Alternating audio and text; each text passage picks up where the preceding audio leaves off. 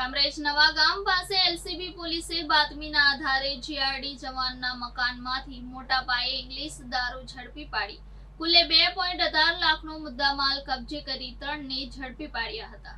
કામરેજના નવા ગામની હદમાંથી સુરત જિલ્લા એલસીબીની ટીમે 2.18 લાખ રૂપિયાના વિદેશી દારૂ સાથે જીઆરડી જવાન સહિત 3ની ધરપકડ કરી હતી, જ્યારે અન્ય 6ને વોન્ટેડ જાહેર કરવામાં આવ્યા હતા।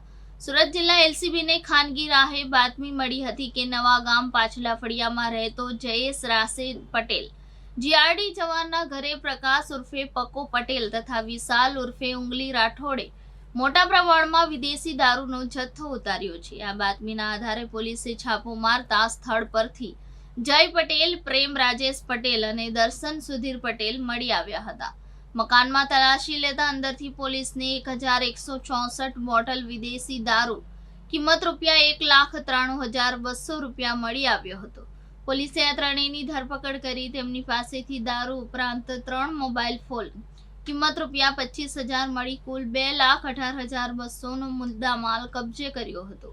પોલીસે આ ગુનામાં પ્રકાશ પટેલ, વિશાલ રાઠોડ, રામચંદ્ર પટેલ, રવિ ધનસુખ પટેલ, બાબરી સહિત 6 જણાને વોન્ટેડ જાહેર કર્યા હતા।